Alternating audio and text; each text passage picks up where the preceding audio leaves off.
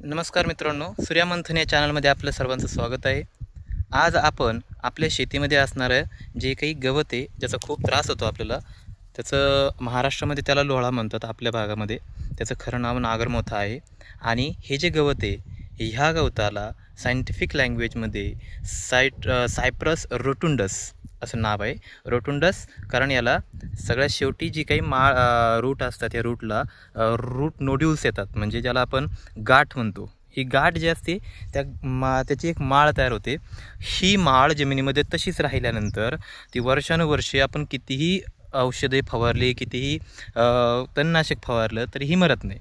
Okay, आणि आपण तणनाशक फवारून कंटाळून जातो, पण हे जे काही लोळा हे गवत हे मरत नाही। तर ह्या लोळा ह्या गवताला पर्याय काय करायचा, तर साधारणतः याच्याविषयी आपण थोडीशी माहिती घेऊ। हे जे काही गवत आहे लोळा किंवा नागरमोथा हे जे गवत आहे, हे गवत जर आपण नत्राचं प्रमाण जर वाढवलं जमिनीमध्ये, साधारणतः आपण नत्र किंवा जर कोंबड खत टाकलं तर कोंबड खतामुळे ह्या ज्या गवताची जी काही वाढ आहे ही खूप जोमाने होते। नत्र याच्या वाढीसाठी पूरक आहे। तर हे जे गवत आहे ह्या गवतामध्ये जी माळ असते ती माळ वर्षानुवर्ष टिकून राहते। तर ही माळ पूर्णपणे निरस करण्यासाठी किंवा पूर्णपणे संपुष्टात आणण्यासाठी आपण काय करू शकतो, तर ह्या व्हिडिओमधून आपण जाणून घेणार आहोत। तर ही जी माळ आहे किंवा हे जे गवत आहे नागरमोथा हे गवत आपण पूर्णपणे त्याचा नायनाट नाही करू शकत, पण आपण वर्षानुवर्षे याचं जे प्रमाण आहे हे कमी करण्यासाठी काहीतरी उपाययोजना करू शकतो। तुम्ही कितीही रासायनिक औषधे कितीही रासायनिक तणनाशक फवारा तरी पण ह्या गवताला कुठल्याही प्रकारचा परिणाम जास्त होत नाही। तेवढ्यापुरतं तेवढ्या पिकासाठी याच्यामध्ये काहीतरी बदल होऊ शकतो। तर साधारणतः आपण मका किंवा ऊस या पिकामध्ये शंपरा हे जे काही आपलं तणनाशक असतं स्पेशली लोळ्यासाठी ते तयार केलेलं आहे। तर हे जे तणनाशक आपण फवारतो, पण हे जे तणनाशक फवारल्यानंतर याचा परिणाम पुढच्या पिकावरती किंवा पुढचं जे आपण पीक घेतो जे महत्त्वाचे आहे आपल्यासाठी, समजा कांदा पीक आहे आपल्या भागामध्ये किंवा इतर जे पिकं असतात, ह्या ह्या गवताचा जो सगळ्यात मोठा परिणाम होतो तो म्हणजे दुसऱ्या पिकाची जी रुजवण क्षमता आहे किंवा दुसऱ्या पिकाची जी मुळाची ग्रोथ आहे, मुळाची जी वाढ होते ती दुसऱ्या पिकाची होत नाही, परिणामी आपलं नुकसान होतं। आपण एका पिकासाठी त्याचा फायदा करायला जातो आणि नुकसान आपलं महत्त्वाच्या मेन पिकामध्ये होऊन जातं। तर आपण याच्यासाठी काय प्रयत्न करू शकतो ते आपण ह्या व्हिडिओमध्ये पाहू। तर साधारणतः आपण एक महत्त्वाचं पिकाचं माझ्यासमोर मी आपल्याला एक शेत दाखवत आहे। तर हे आपलं हरभऱ्याचं शेत आहे। या हरभऱ्याचं शेत करण्याच्या पाठीमागचा जो उद्देश आहे तो हाच असतो की हरभऱ्याचं शेत आपण पहिली जी आपली पिकं असतात, नगदी पिकं ज्याला म्हणतो आपण, ती काढल्यानंतर आपण जर थंडीच्या दिवसानंतर म्हणजे जानेवारीमध्ये जर आपण या हरभरा पिकाची जर लागवड केली आणि ती लागवड केल्यानंतर आपण उन्हाळ्यामध्ये ही जर जमीन नांगरून टाकली तर चांगला फायदा याच्यामध्ये होतो।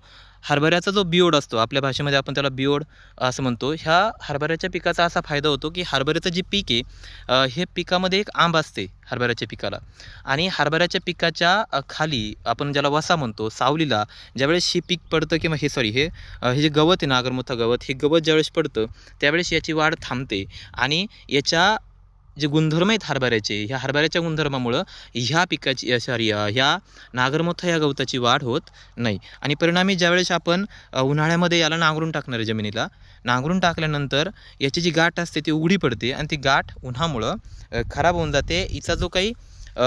हिची जी गाठ असते किंवा हिचा जो रूट नोड्यूल्स म्हणतो ज्याला आपण, आहे की नाही, त्याच्यात सगळ्यात जास्त ताकद आहे आणि ही ताकद निरस करण्यासाठी, याची जी ताकद आहे ही संपवण्यासाठी आपण त्याला एक्सपोज केलं पाहिजे उन्हासाठी। पण एक गोष्ट लक्षात ठेवायची आहे की ज्यावेळेस आपण नांगरून टाकतो कमीत कमी 2 ते 2.5 महिने ही जमीन तापली पाहिजे, उन्हाखाली तापली पाहिजे। म्हणून याची जी नांगरणी आहे ते मेच्या पुढं तुम्ही एप्रिल आणि मे, आहे की नाही, एप्रिल आणि मे ह्या महिन्यामध्ये करू शकता। कमीत कमी 2 महिने आपली जी जमीन आहे ती तापत राहिली पाहिजे। ज्यावेळेस जमीन तापते त्यावेळेस सूर्यप्रकाश किंवा सूर्याची जी उष्णता असते हिच्यामध्ये खूप ताकद असते, ही वेगवेगळ्या प्रकारच्या जीवाणूंना ही मारून टाकू शकते। त्याच्यामध्ये आपल्या जे जमिनीमध्ये बुरशी असते ज्याला आपण घातक बुरशी म्हणतो, किंवा ज्या बॅक्टेरिया असतात ज्याच्यामुळे आपल्या प्लांटमध्ये वेगवेगळ्या प्रकारचे डिसीज होऊ शकतात किंवा आजार होऊ शकतात झाडांना, तर अशा प्रकारची जी काही जीवाणू असतात किंवा बॅक्टेरिया किंवा मायक्रो ऑर्गॅनिझम असतात त्या मरू शकतात आणि आपल्या पुढचं जे पीक असतं पुढच्या सीझनमध्ये जे पीक घेतो ते चांगल्या प्रकारे येऊ शकतं। तर सर्वांनी एक गोष्ट लक्षात घ्या की अशा प्रकारे आपण जर पीक फेरपालट केली, जर पिकांमध्ये आपण अदलाबदली केली, एक जे पीक घेतलं त्यानंतर परत जर लगेच दुसरं पीक तेच पीक जर घेतलं तर जमिनीची जी क्वालिटी असते किंवा जमिनीची उत्पादन क्षमता आहे ती कमी होते. तर आपण काय केलं पाहिजे, एक समजा पीक घेतले, आपण कांदा पीक घेतले, तर त्याच्याऐवजी पुढच्या वेळेस आपण त्याच्याच ओलीवरती किंवा त्याच्याच जे खताचा जो काही उरक असतो त्याच्यावरती आपण नवीन प्रकारचं पीक घेऊ शकतो, पण ते कांदा पीक नसावं किंवा त्याच प्रकारचं पीक नसावा, जेणेकरून जमिनीमध्ये जे नत्र किंवा इतर जे काही प्रकारचे खत असतं, खत व्यवस्थापन होतं ते आपोआप होतं. तर एक गोष्ट लक्षात ठेवा की सर्व शेतकरी बांधवांना एक मी सांगतो की लोळा या गवताच्या नियंत्रणासाठी कुठल्याही प्रकारचा रासायनिक खतांचा वापर करू नका. कारण रासायनिक औषधांचा वापर करू नका, रासायनिक तणनाशकांचा वापर करू नका. हे तणनाशके तुमच्या जमिनीसाठी, इतर जे आपले पिकं असतात त्यांच्यासाठी घातक आहे. तर अशा प्रकारचे हरभरा पीक वापरून त्याच्यानंतर ज्यावेळेस आपण नांगरून टाकतात त्यावेळेस लोळा या पिकाचं आपोआप जे काही उत्पादन होते किंवा त्याची जी उगवण क्षमता आहे ती आपोआप कमी होते आणि पुढच्या सीझनमध्ये आपण त्याच्यावरती नियंत्रण करू शकतो.